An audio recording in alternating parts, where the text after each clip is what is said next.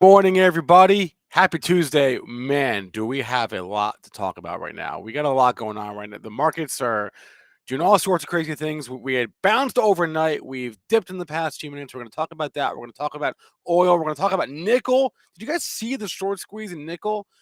Is the nickel market is literally halted right now in London because of what's happening over there. We're going to talk about that. We're going to talk about the banks, specifically the European banks I want to discuss. We're going to talk about Apple. They have their event today. Oh man, we're going to talk cannabis with our guest Alan Brochstein at 8:35. So a lot going on today. We're in a fast market. Smash that like for me. Let's go to work here.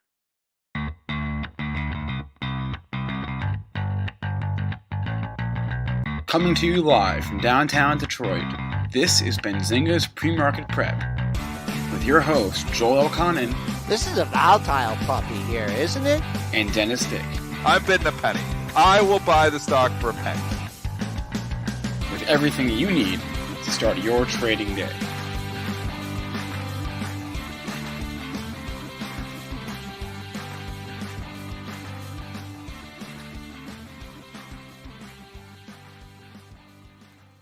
All right, let's bring everyone on. Joel, Dennis, good morning. Joel, we'll get your charts on the screen and let's rip. Yeah. Well, the good news is we're in the green by 4.5 handles at 42.03.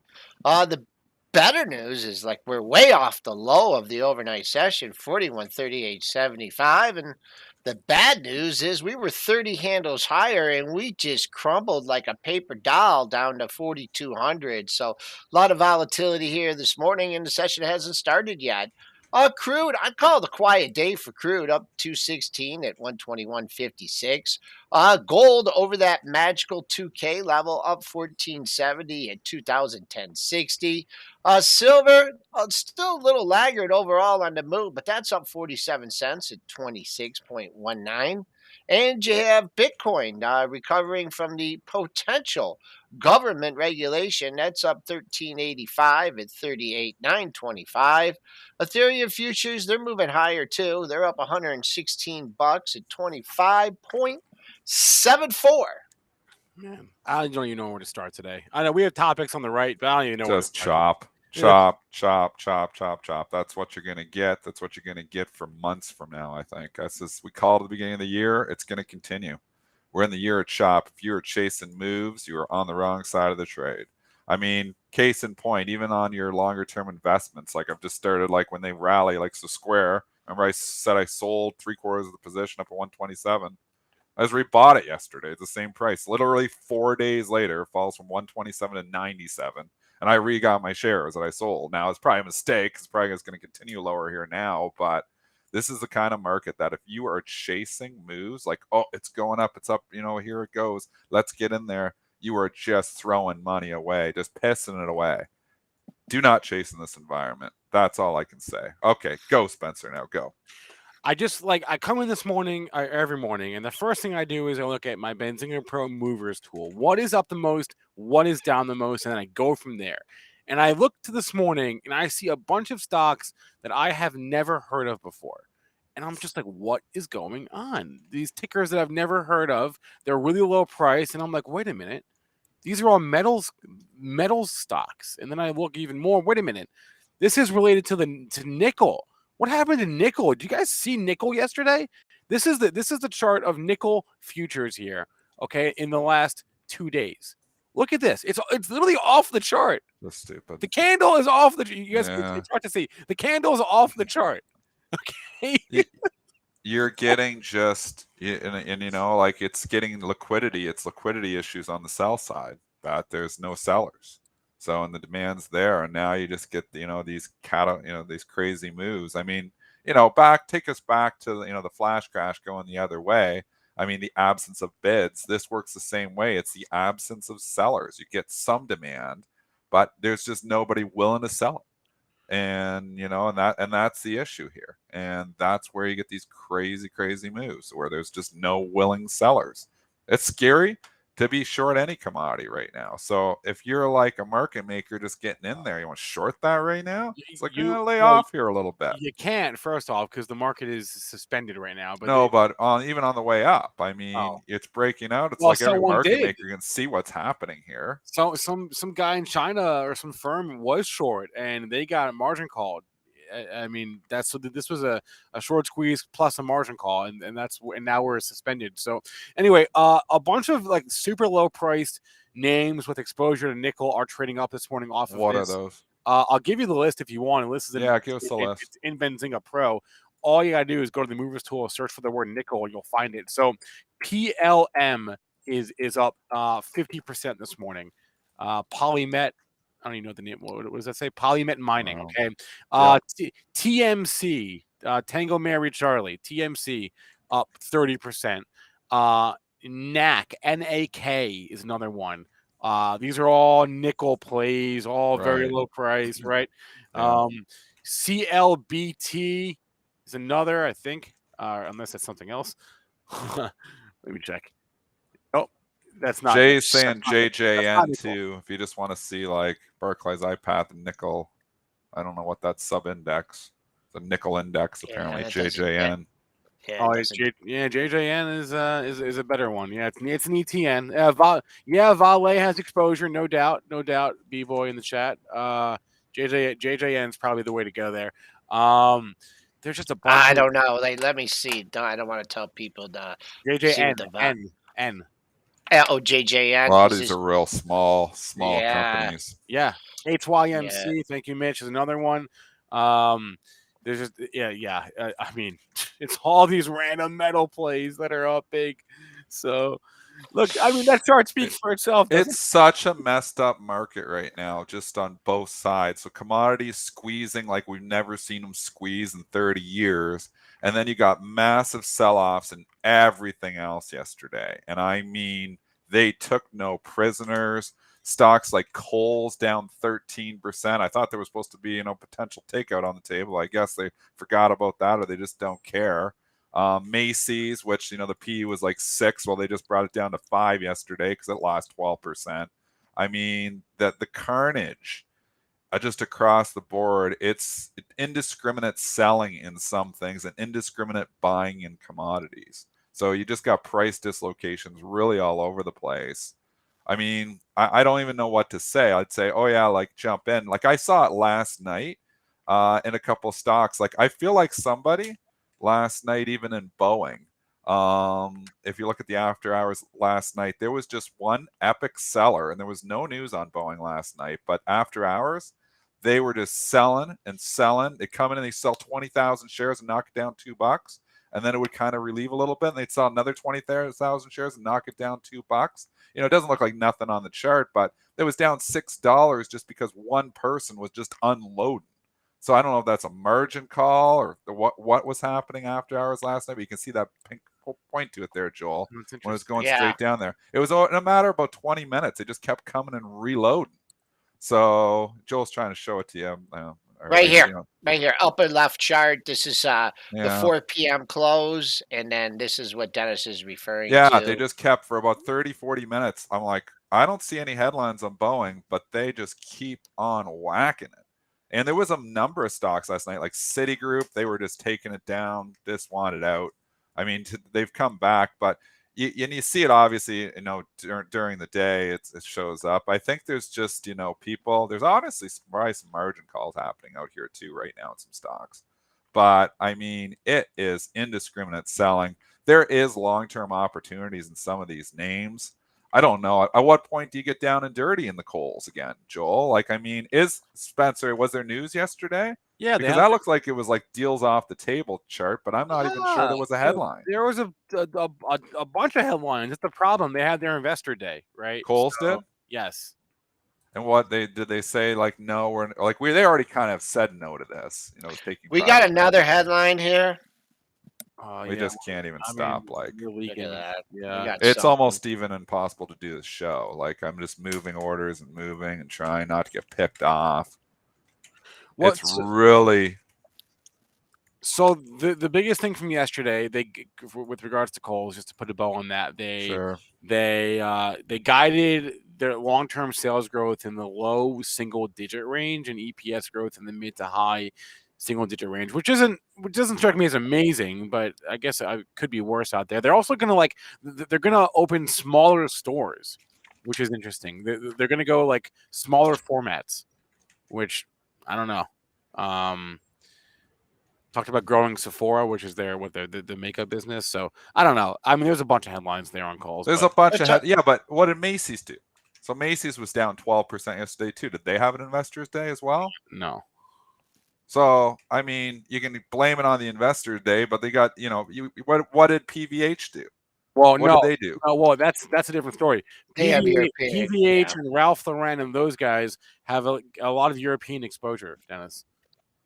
Like I look here and it's just holy mackerel. That's one of the biggest moves we've seen in PVH in a long time. So I guess, we just think that we're shutting her down. I mean, the European stocks, we can complain over here all you want, but look at Deutsche Bank. Deutsche Bank was at like 3 weeks ago was at like a multi-year high.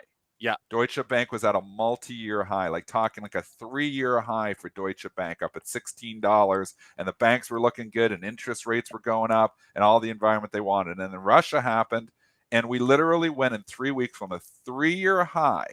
Not kidding. In 3 weeks, we went from a 3-year high to almost, to a 52-week low.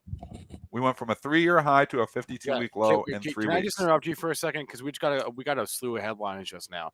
That's all it is, headlines. Biden is going to announce as soon as today we're going to ban the U.S. imports of Russian oil. That's a stark reversal. He said no to that a couple of days ago or last week. They're going to do so without the participation of European allies. It's going to include oil, natural gas, and coal.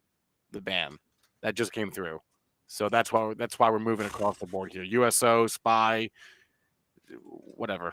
I mean, it's hard to trade even. There's so many headlines. I mean, we've gotten to a point where the headlines are so rampant, and it's really what it is, that it's like I'm getting multiple headlines every day and the market's just going right off that. It's like, you just get into a position, you're like, okay, this is looking good, and then boom, headline comes out and all of a sudden everything changes. I mean, we are in, like, it's one thing to be in a headline driven market. This might be the most headline-driven market I've seen in 22 years. And I'm not joking. Like, there's just so many headlines happening. Like, in the financial crisis, we had lots of headlines too. Maybe I'm forgetting. It was always, so that probably was more. But I'll say right now, we're in the most headline-driven market since the financial crisis. So, and the headlines are multiples every day, and it's taking the stocks with them. The algorithms are taking it. Like here we are, 30 minutes ago or an hour ago, we're up 30 handles, and you're thinking, okay, it's been a nice bounce back day. And I don't know what headline came out, probably something with the oil or whatever, but all of a sudden, boom, we dropped 40 handles in 40 minutes. I mean, the volatility is absolutely incredible. It's good for trading, but you got to be fast. You got to be adjusting on the fly all the time. It's a tricky market, man. And it's like the third or fourth day in a row that this has happened. I feel like where you come in, you're like, oh, all right, like this is the morning, and then this is what we have now. Over the course of my preparation, this is the new normal. Over the course of my preparation for the show, the morning flips on you. It's like 180. It's like, all right, I guess that was not the morning. This is the morning now. But as we were just saying about Europe here, if we can go back to Deutsche Bank, they are throwing you a bone this morning, Deutsche Bank, because there is a headline that they did cut their Russian exposure. So all the European banks are trading higher. That's led by Deutsche Bank. It's trading the highest of the bunch. But Deutsche Bank, Credit Suisse, Barclays, HSBC, so there's one or two that I'm missing, are all trading higher this morning, if that's your thing. Yeah, they're bouncing back. But you know what's going to happen? There's going to be another bad headline out of Ukraine. They're slamming back down. So I would think. So I can't be saying, okay, yeah, nice bounce, let's go buy. I mean, it's probably a good opportunity to sell again, unfortunately. Deutsche Bank up 7%. Is there value there? Sure, there's value in all this stuff. But until we get some more clarity on what's happening and where we're going, and if it continues to escalate, I mean, these stocks probably continue to get hit. So their businesses are being impacted dramatically. We've taken Russia off the grid, so that's a little financial crisis for some companies in itself. But it's not just that. It's like we don't know what's next. So, I mean, there's so many different headlines. I've raised myself up to, so people saying, what are you buying? What are you buying? And yes, I put a little bit of Square back in that I had sold, but I sold some other stocks. I'm up to 47% cash. So I actually went up in cash in my long-term portfolio. So that shows you how confident I am in this market. There's going to be a time where we're going to get that money back into the market, but there's just so much headline risk right now, and it's going to be a rip your face off. There'll be a rip your face off short squeeze. There always is. There was one overnight. I mean, we were down 100 there was a handles, 100 Joel, point rally. and then we rallied 100 handles.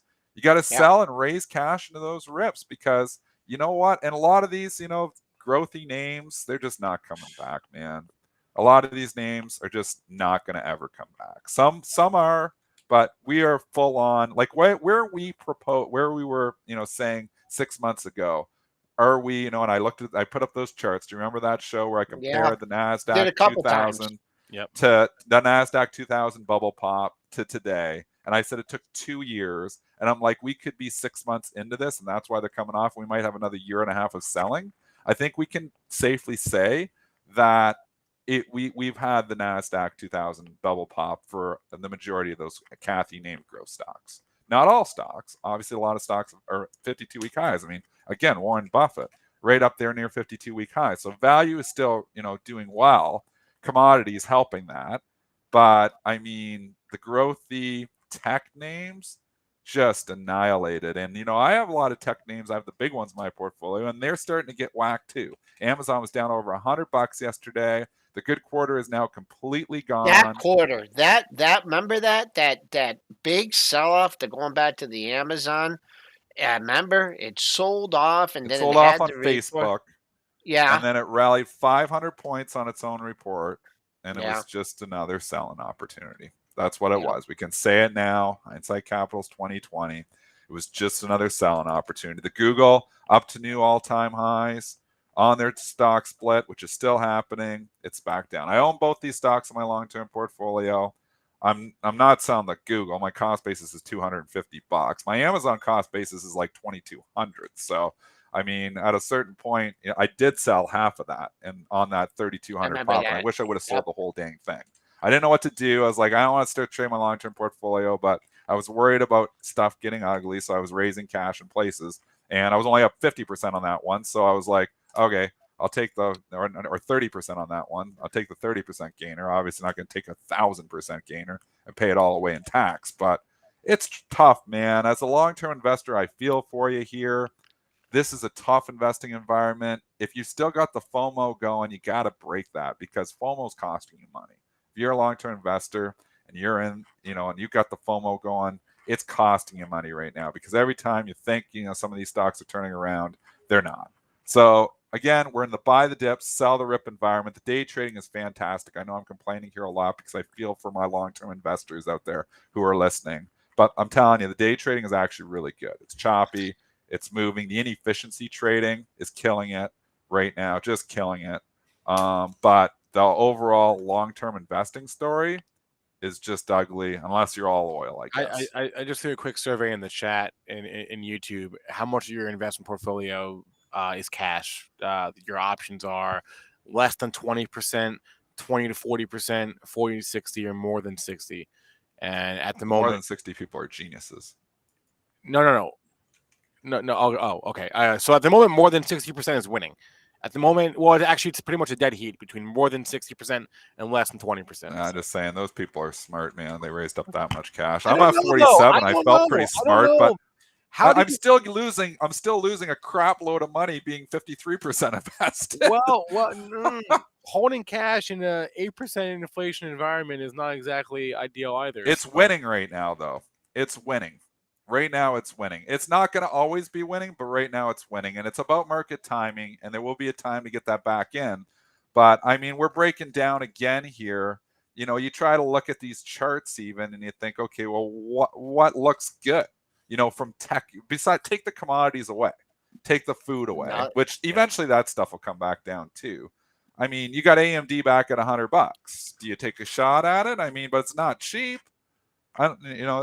You got Macy's, which is dirt cheap, breaking down and looking awful. Look at the Macy's chart, Joel. I mean, that looks awful technically. Fundamentally, you're like, holy cow, did you ever think you're going to get Macy's with a PE of, what is it, 5? They're paying 37 for it back in November when we thought this was the turnaround story of turnaround stories, and all of a sudden it's right back down. I mean, is Macy's directly impacted from Ukraine here? Do they have stores? Does Macy's have stores? I doubt it. No. So why are we slamming retail now? I don't totally get it. Well, we're slamming the retailers that have the most exposure to Europe, right? Sure, those are okay. Sure, so I'll avoid PVH. But what about Macy's? Why is it down 12%? Why is the XRT? Because they're worried about these higher fuel prices are gonna cut people's disposable income. It's gonna take. I just don't think of Macy's as directly impacted by higher fuel prices. Sure, some of their trucking coming in. I think of airlines, cruise lines. That makes sense to me. That the airlines and the cruise lines are absolutely getting hammered because these fuel prices are insane. I mean, American Airlines. Can we look at American Airlines too? There's so much to talk about. I know I'm going all over the place, but it's just a lot to talk about. Look at the American Airlines chart. Someone made a comment about it's down 33% a week. Yeah, someone made a comment about aren't eventually we just going to get numb to the headlines? Like COVID. Yes, we will, unless they keep getting worse. This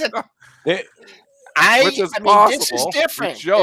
This is and I've been saying this from from the beginning. This is a different kind of situation, and this is where the COVID was a health thing, and there was a potentially, whether you believe it or not, there was a way to come out of it, whether it was herd immunity or a vaccine, whatever. I mean, there was ways to come out of it. This, I don't see. There's no scientific. Pfizer can't come up with something. Moderna can't come up with something. The U.S. government, China, where is, and that's the thing that's bothering me the most about this current situation is you're just not going to get that. I mean, are you going to get that headline that, that Russia's withdrawing?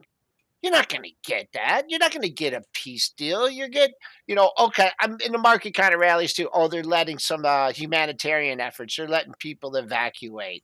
I mean, what headline, can there be, November 7th, 2020, Pfizer with the thing. And there was a change. It was a change in the situation. But now, I mean, what is that headline that is going to get to turn the momentum in the market? I mean, I just don't. I wish there was, but that's why the headline is that we get a deal. I mean, that would turn. What kind of deal? They don't want a deal, Dennis. They don't want. I'm just saying that is where the headline. If the talks didn't go well again yesterday, but if they made an actual deal, if they agreed to not join NATO, if they agreed, I think that's the only way out, really, for the Ukrainian people, and it's not a good out, but it's better than death. I mean, but you know what? The Ukrainian people are digging in. They're digging in, man. They don't want to give in. I mean, that's the thing that's sustaining it. They don't want to give in. Do the people though? Like, I mean, a lot of the people will fight for their freedom, and I get it. I get it. But I mean, I just don't like seeing these videos, these children dying. I mean, I can't even take it. I'm like, and then. I don't know, other than, and we've made some donations. I mean, I don't know what else I can do over here. Like, how can we help, donate some money. I can't very well, I don't even own a gun. I've never shot a gun really in my life, Canadian, right? So, I mean, I'm not going to go take off and go over there and fight. I mean, I wish we could help more. To go back, I don't know what to do. To go back to the point about, I feel like you donate money, but that's and we do, but I mean that's what you do. It's not enough. That's what you do. You donate money. That's what you do. That's all we. Is that the only thing we can do? Pretty much, eh? I was listening, involved in a podcast last night talking about the Jews in the Ukraine. And I mean, if you go back to the history, I mean, yeah, this stuff is going on now, but what's going on over there in Ukraine and Hungary and Czechoslovakia and Russia? I mean, this has been going on for a Yeah. long, long, long time.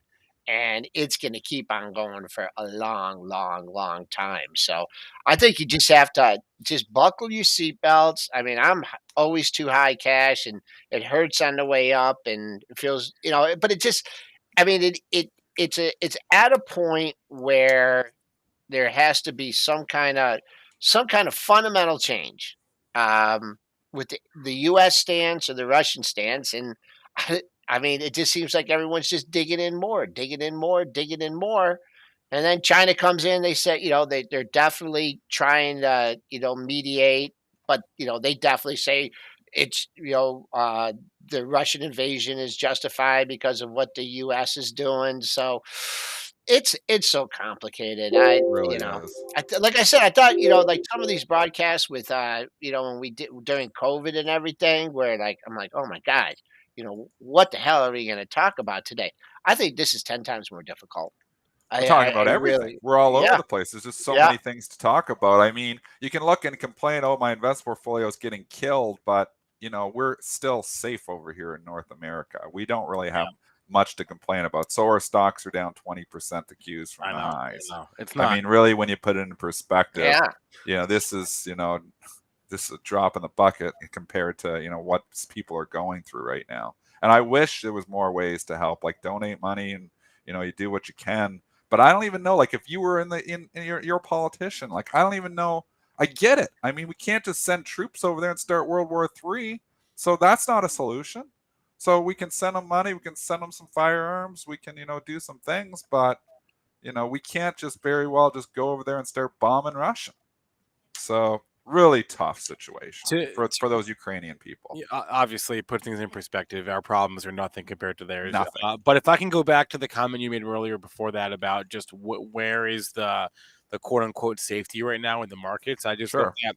I looked at while you were talking the top 50 best performing ETFs, non-leverage ETFs of the year, and 2 of the top 50 are not are not commodities. 48 of the top 50 are energy or metals or some variation thereof. There are 2 that are not. What are the 2? The DSPAC ETF, SOGU, is one of them. And there's another ETF called it's FedEx, FEDX. It's federal, it's government contracts. So Lockheed Martin, Northrop Grumman, GD, Raytheon, that whole thing. Those Right. are the only 2 ETFs, SOGU, FEDX. Among the best 50. Yeah, well, SOGU is short DSPAC. That's a short fund. Right. So that's a sorry. short fund. So that's not even counting because that's Sorry. short the market. So you Well- got to use this one.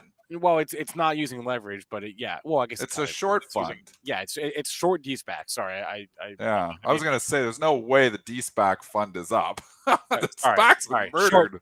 Short DSPAC fund. It's like saying SARK is up. SARK's doing really well. Well, yeah, because every holding's going down.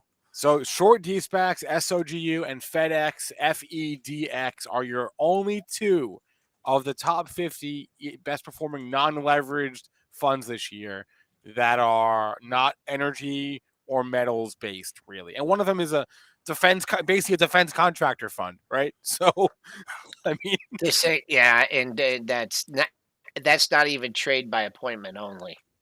I mean, look at this volume, 13, yeah, 8. Yeah, so yeah, those are not. yeah. Those are not. Chasing price like that is not the way to do it. I'm just pointing out Right, that right. that We try and the other reason I point that out is it just is remarkable.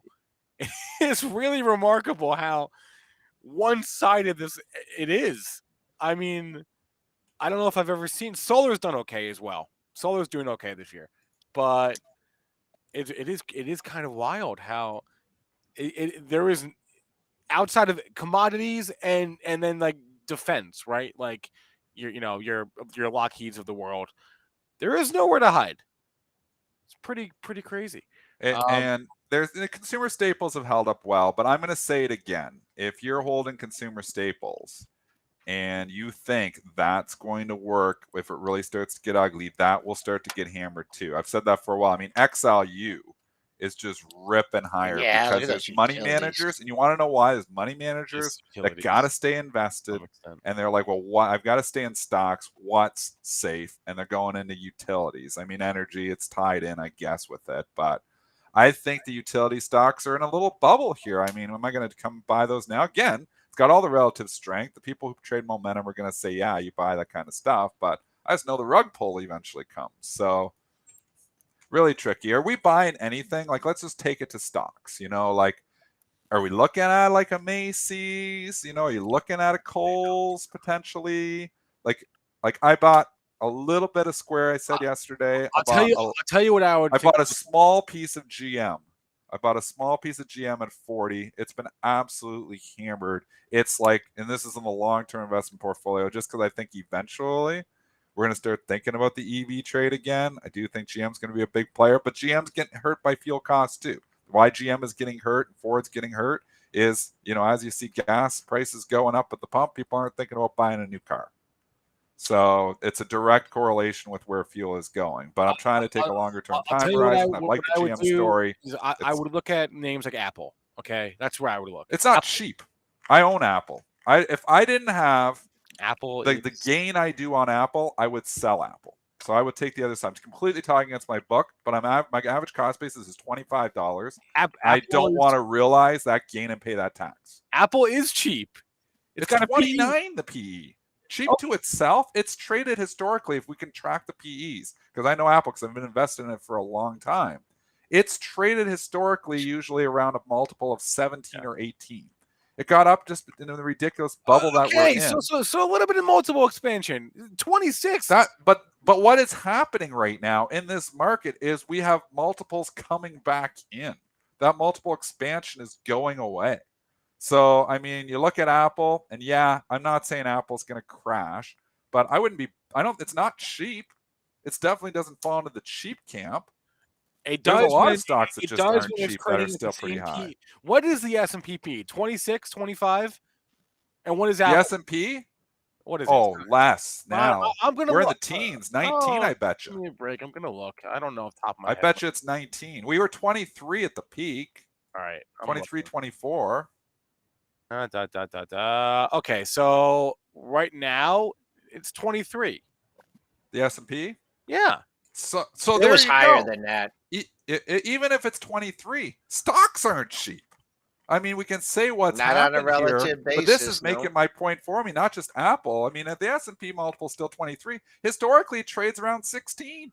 So we have a global crisis on our hands, and all the stocks are still at expanded PE. So you gotta have cash. Nothing's cheap.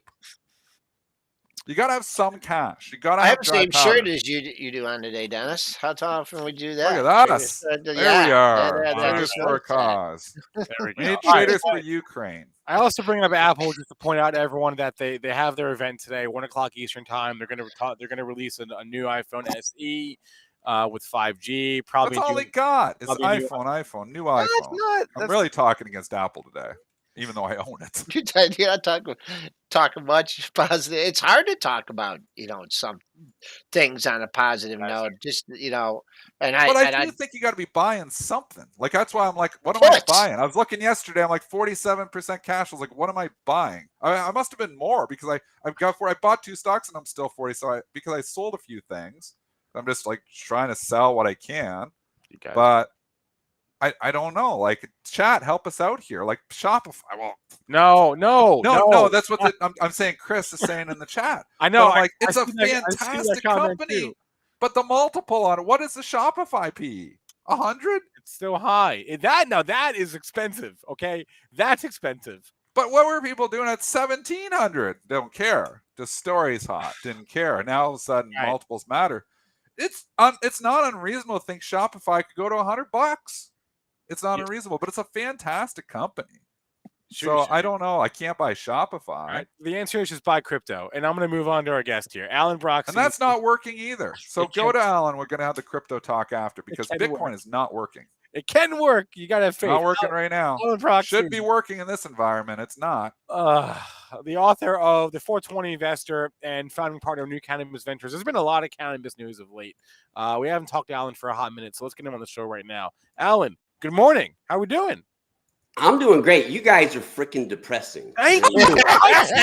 I'm bring us up, man. I'm trying to lighten the mood a little bit. Okay, I'm Alan, really lighten the sorry mood for I us. listened to you, except it's making me more positive on stocks. And Can we buy something right now? What can we buy in the pot land? I have cash. I have 47% cash. Give me some stocks that are safe. Safe? Well, it's really interesting that you say safe. That's not because, I have to say, even in your neck of the woods, Dennis, the Canadian LPs, which are universally hated, there are a couple companies that are trading near tangible book value that seem to be experiencing revenue growth and that have no debt and a lot of cash. No, that's Cronos and Organigram. I mean, I don't see how there's a lot of downside there, and things do change in the future. Both of them have strategic investors. Cronos has Altria, and it's trading literally just below tangible book value. And then Organigram has a smaller investor in Newark. What's the symbol on Organigram? OGI. OGI. But those seem quote unquote safe. I can't say they're the best stocks for the long haul. But one that's caught my attention in the United States recently is it used to, people know the company as Weed Maps, but the company is called WM Technology, and it was a SPAC. And the ticker is MAPS. No, it's not. MAPS. Yeah, the ticker's MAPS. Yeah, MAPS. Okay.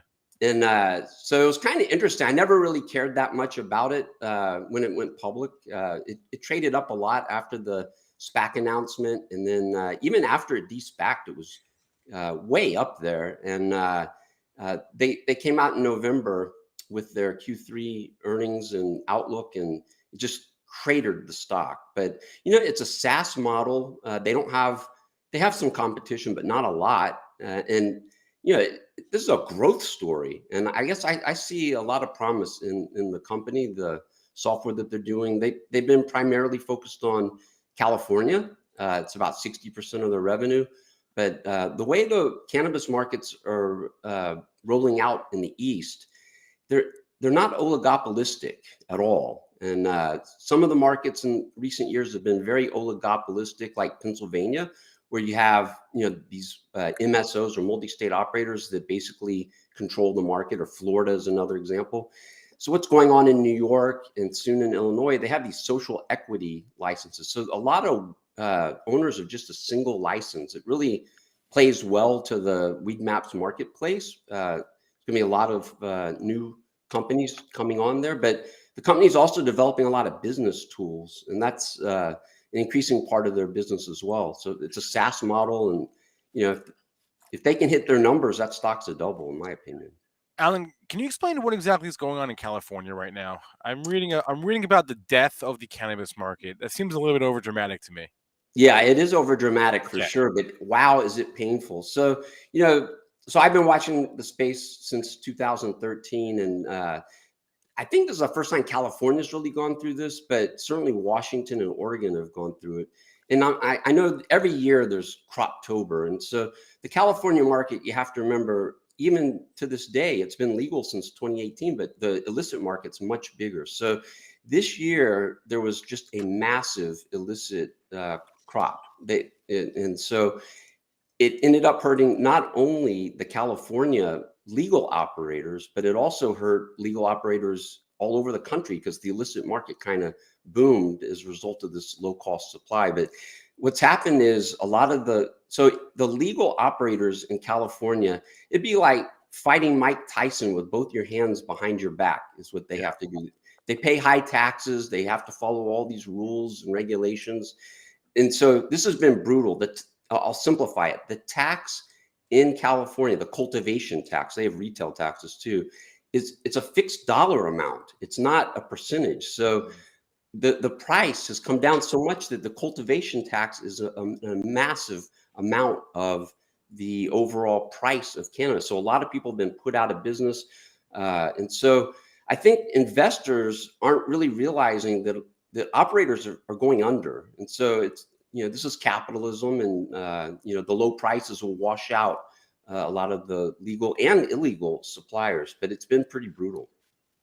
So what's like the path forward here? Are we talking about tax breaks? Does that So happen? yeah, there have been already some local tax breaks, and there's through the governor and through the Senate in California. There's two, or through the budget process and through the legislative process. There's two ways to get some tax relief, but we'll see if that either of those plays out. But the main part is they're not going to have that same bumper crop every year, and a lot of people are going by the wayside. So it shouldn't be as bad in the future as it was this past year. It was brutal. Any companies with like a special like who are the largest MSOs in California? So it's interesting. The MSOs have been really careful about California. They didn't like the regulatory structure. So when you look, the only MSO that has a lot of exposure, and it's different, is Cresco, and they have they used to distribute for third parties. Now they're just distributing for themselves. But they have their own brands in California, and they seem to be doing well. All things considered. So they're not really exposed to that wholesale flower price plunge. They're more on the branded product side and premium flower. That as far as the MSOs go, they're the ones that probably have the most exposure to that market, but they also gave guidance, when all this was going on and they knew exactly what was happening, that they weren't really impacted, it appears. They'll be reporting later this month, but based on the guidance they gave, it doesn't appear as though they were impacted. Columbia Care has done some M&A there, so they have some exposure. That's really, for the most part, that's it among the large ones. I was going to ask you, speaking of earnings, I think we're mostly done. Curaleaf. No, we're not mostly. We're just getting started. Oh, well, Curaleaf was last week, right? Yeah. I saw that one. Okay, so like from the ones we've already had there, any takeaways? I mean, the Curaleaf the stock can't stop going down. I own it. So that's one I've been kind of negative on for a lot of reasons. But I am sorry to see it going down, but at least I don't have it in my model portfolios. Not that other things are doing so much better, but that one's been really tough. Yeah, no kidding.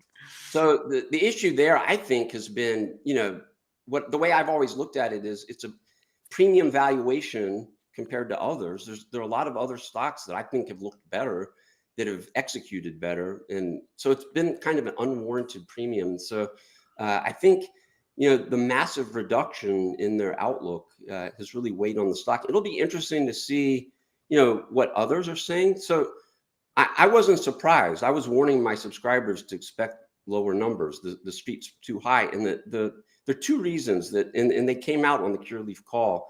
Number one, and this is something that's really not in the control of anybody. Well, neither of them are, but number one, New Jersey has just delayed and delayed and delayed. And so a lot of the MSOs had been counting on being able to book revenue sooner rather than later in New Jersey.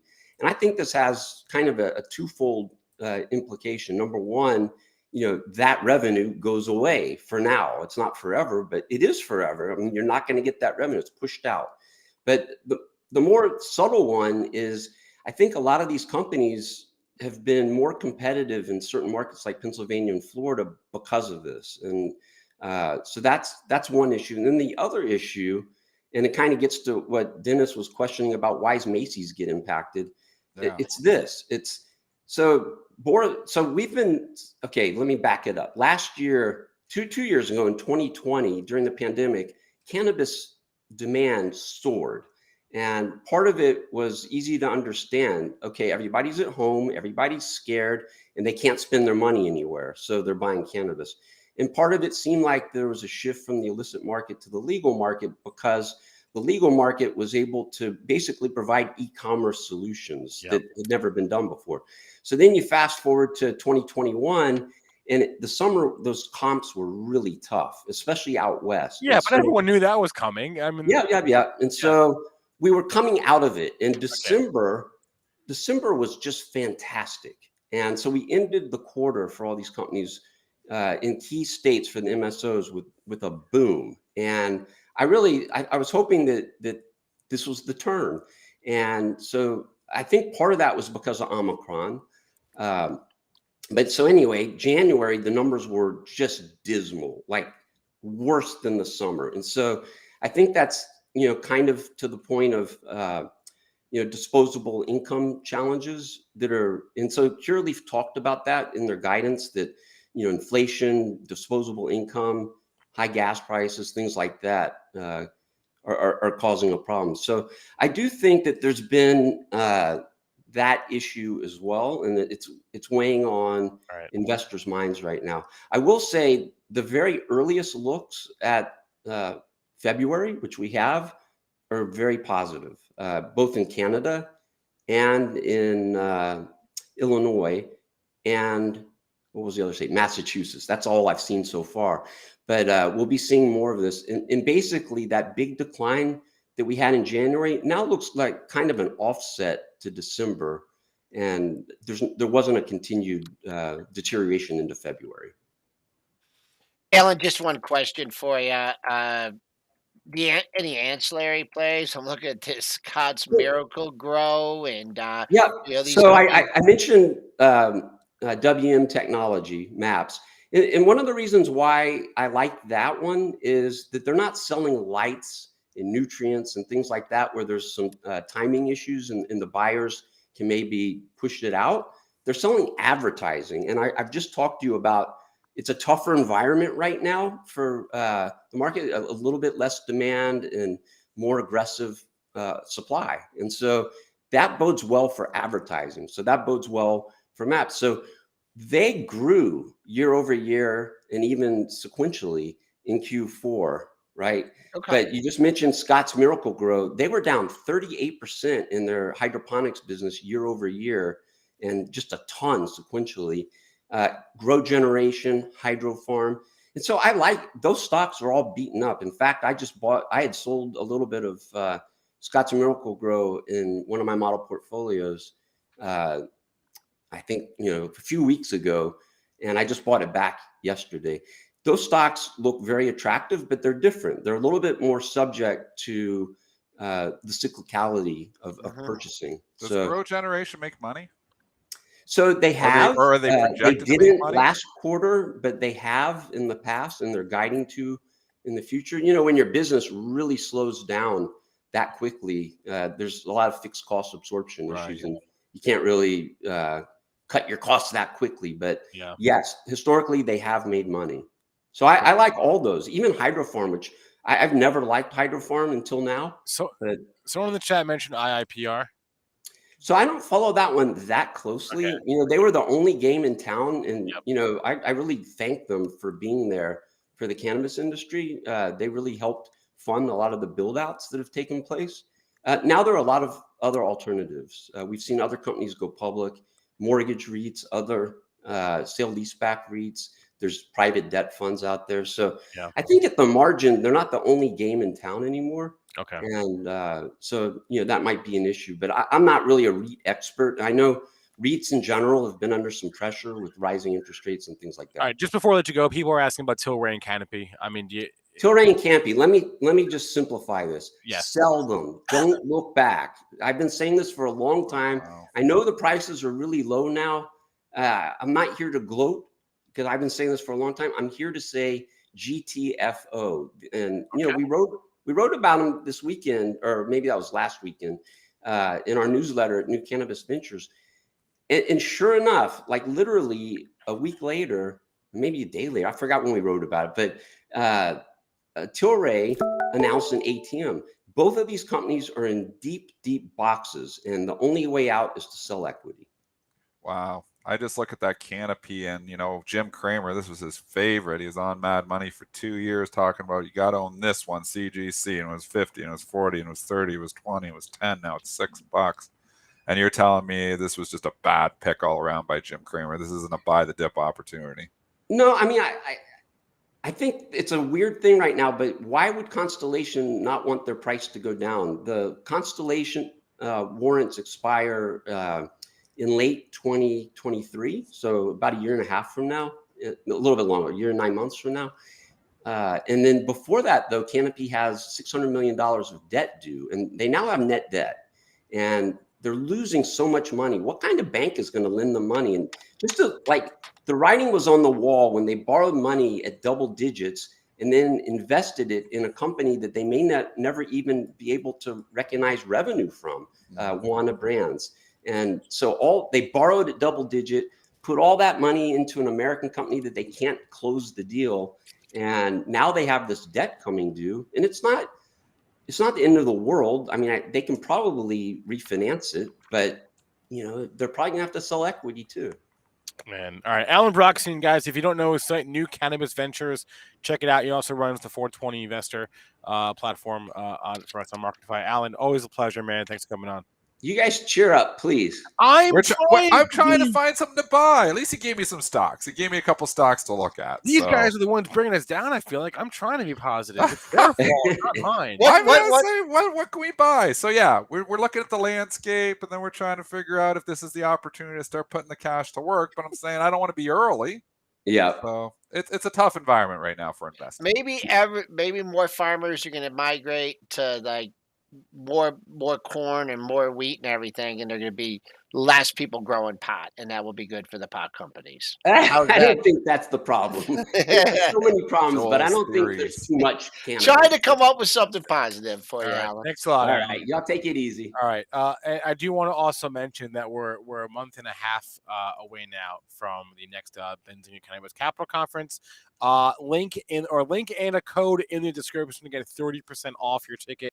Just use the code shows30 bzcannabis.com. Okay, let's do Dick's earnings real fast. DK, okay. They reported this morning. I did not even look at the numbers. We're gonna look at them for the first time right now. Let's see what they are. EPS beat $3.64 versus $3.43 estimate. Sales beat 3.35 versus $3.29 billion. EPS guidance, wow, big miss. Fiscal year EPS guidance, they gave a range of high $11 to low $13. That was the range they gave versus an estimate in the mid $15 area. So a big miss on that fiscal year EPS. What is the stock doing this morning? It's off $2.5, and I'm going to tell you that was an awful candle yesterday, and you're going to have people who are like, oh, I'm getting some money back. They're going to want to get out. Every retailer getting killed yesterday makes me not want to own a retailer. Could be wrong, but if I was solid. Way off the pre-market high. We actually got over 106, close to 107. So you don't like seeing the fade. If he catches a bid early, and what was that? Oh, wow, you're way in yesterday's range. So if you can catch a bid early, let's see here, 102.50. Man, there's nothing in here, any which way but loose. There's nothing up here. Double top at 112. I don't know if you're going to see that. And then yesterday's low at 99.19. So what was close? Close was near the low too. Inside day. That's what I'm calling for. I'm not. I'm going to call it. It's going to take out the lows. You think it's going to take out 99? Okay. Yeah, I'll do a bet with you. Lunch bet. We'll reach 99.19. Guys, that would be no inflation. That would be so fun. I do a lunch bet. You're saying he said inside day. I'll give you the inside day. Okay, you're saying inside day. I'll call outside day. Okay, so it only has. So it's got to go down to 99.19 or go up to 111.96. I went both ways. That's not inside. No, because I say short. Yes. You know what, Mitch? I say short. I have no position on it, but I just think this with the ugliness in retail yesterday, with this not having a fantastic report, with that ugly candle in this yesterday, adds up to me to short the stock too. But I'm not. I'm not shorting. There's got to be something here. Like and last time, I get bearish something, then it goes straight up. So we don't give investment advice on the show. I just say I don't want to. How about this? It closes above yesterday's low. Closes above yesterday's low. Mm-hmm. Okay, I'll do the lunch bet with you. Okay. So it's got to close above 99.19, and that's a good bet for you because it's already there. So it literally, even if it went down, then came back up. So I'm All right, giving you. so- I'm giving you a huge edge here. So Joel wins if Dix closes above and what's the price there? 99.19. 99.19. Yesterday's I gave him a low. huge edge here just because I wanted to make a lunch bet. All right. I knew I couldn't work it the way it was. I knew it I was like the outside day bet better. But okay. I know you do because it's only $3 away from that. All right, right. Alan cheered us up, man. We're Yeah, on the we're looking to rebound. buy Look at stuff. that. We're buying Chat. stuff. Chat's I making us got cash happy. to put to work. Where are we? Cash to put to work. What are Puts. we buying? Talk to me. I mean, you want to Silver. you want a BTFD Silver. and you want a BTFD and Bed Bath & Beyond? Got a nice dip yesterday. A nice juicy. Oh, we Oh didn't yeah, I talk called about this. And I took some heat. I was like, I'd sell at 28.5 and went to 35 after I said that, back down to 20. Yeah. This is not the environment to chase a stock up 100% because some investor bought some stock. That's what you were doing. Dumb money was buying that yesterday. Dumb algos mostly. All those algos punished severely, deservedly so. Stocks back down to 20.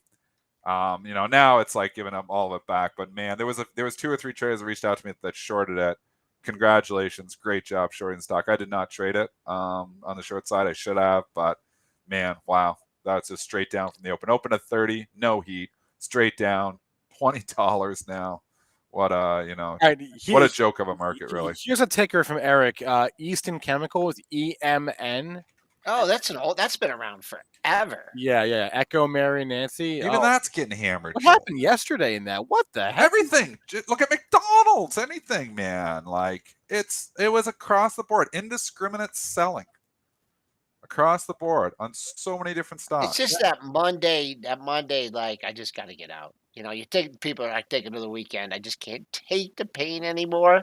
Let's just get out. Yeah, man, I'm looking at it. This 100's big. You're not there yet, but look at this on the monthlies. I mean, some level. below 100, some above 100, but I would wait after that candle, after like hanging out 115, 115, 115's going to hold, then kapow. I think if you're looking at this on the long side, you wait for 100. Half the stocks have that candle from yesterday. Look at CMG, Chipotle. Chipotle's been holding up very well through this. Not yesterday. Lost 130 bucks, 10%. That's a monthly Didn't have a headline, just like we're done. We're getting out of everything we can get out of. You want to know what made a new 52-week high yesterday? Altria. Yeah, people are smoking like crazy. Yeah. I want to start smoking after this environment. And remember, Philip Morris is going the opposite direction because they got the big exposure over there. So you got to look at the exposure. I mean, we're at this now. What is the exposure? So you got to dig into put your CFA hat on and dig in. And it's like, how much exposure is over there?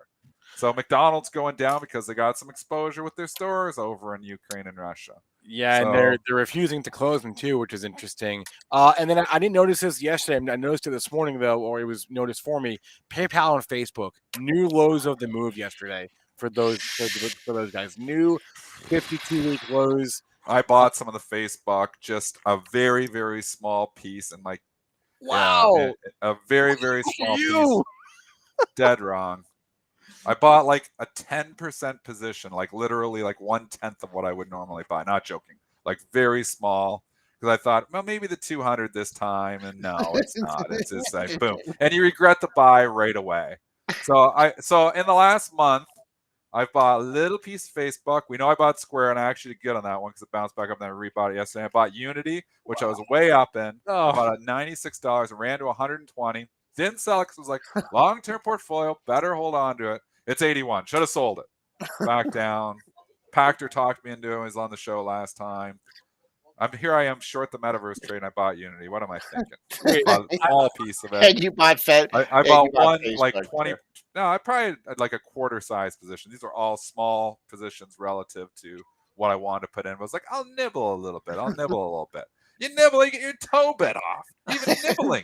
Even nibbling. In this market. Tough market. I'm not sure if y'all could see what just happened behind me because my background is a little bit blurry, but and my screen was small. But if you rewind to 30 seconds, you might be able to see a coworker of mine wipe out in his chair, just like fall backwards in his chair. Who was it? I don't know. He couldn't believe that about his community. Remember when you used to do that to kids in school? They would go to sit down, you'd have your foot, and you pull the chair out from Joel, them, only you did that. You were so mean. Joel was such a Everyone bully. did that.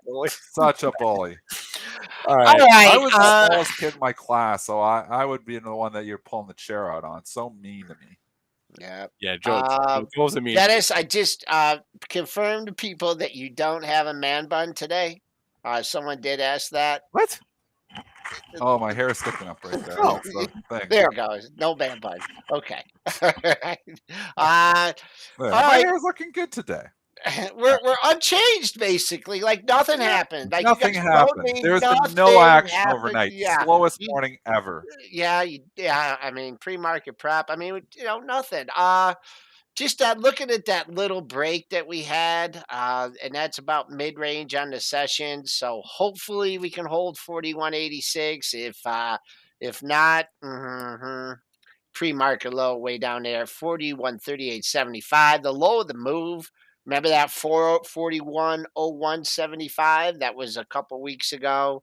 And coming back on the upside, I sure hope we see the pre-market high, but something tells me that's not going to happen. So I'm going to hop over to PreMarket Plus, cover all these symbols we missed, and I'll check in with you guys later on. Yeah, Carmen, I stand corrected. Carmen just said that Ford has a PE of 3.5, and I went, there's no way that's true. Trailing PE, that is right, 3.5. 3.5. That's pretty remarkable stuff. The PEs are low on these things. Like, that's why I nibble a little GM. I've been Ford a little bit. I don't know. It's going to keep. The problem is I don't see like this as the bottom, and that's why I was like, I don't want to, but that's why I nibble a little bit yesterday, because I'm like, well, I got all this cash. I was like, I don't want to miss it completely either. So as a trader, you can't buy this stuff, but as a long-term investor, can you buy a stock, make a new 52-week low? If the fundies are really good and you think it's going to turn around and think it's going to be okay. Ford and GM are getting hammered because people are not going to be looking to buy new trucks when gas, like, think about Ford, the F-150. No, these things get like 10 mpg, and the electric vehicle market for Ford just isn't there yet. If we were 5 years from now, we're like, okay, well, EV, you'd be okay. It's why Tesla probably isn't getting hit that hard. I mean, it's actually kind of bullish for Tesla, really. I mean, the higher oil prices. So I think, what did you see the solar stocks yesterday? Here's an interesting solar one. I said it's been having a pretty good day. It's been having a good year, Dennis. Yeah, yes, but it's they know. Some of these solar stocks. So let's look at solar for a second. I'll just leave and then we'll leave. But I mean, some of the solar stocks, first solar's bounced back from its disappointing report, bounced right back. Solar alternative energy does well when oil goes higher because people will be like, okay, that expensive solar's looking a little bit cheaper right now. TAN is up here again this morning there. I mean, I own SunPower. I own something else. I can't even remember, but I don't know. Do you start maybe nibbling into some of these? Or is there any that are cheap enough to like say, okay, I'm going to jump into? Like the best of breed was always that SEDG and ENPH, but they haven't even really sold off much here. They're all expensive, and my style is to buy the TAN if I were to play. Well, maybe we should just buy the TAN. Yeah, that's how I'd play. Get tanned. Get tanned, exactly. Yeah, right. I'll probably get burnt buying it though. All right, Dennis. Have a great day, man. All right, stay positive, folks. Stay positive. He's always so negative. I just try to lighten the mood a little bit over here. All right, we got to hop because live trading with Benzinga is going live. Those guys are positive. Ryan, Junaid, Mitch, that crew is definitely more glass half full than these Debbie Downers on this show. So everyone do me a solid and smash that like. Joe Biden is speaking at 10:45. We're going to stream that as well. I mentioned bzcannabis.com. It's our next in-person event, 6 weeks away. Get 30% off with the code in the description of this show. It's shows30. Get you 30% off your ticket. Thanks to Alan Brochstein. Thanks to all of you for hanging out. Smash the like. Catch you later. Live trading starting now.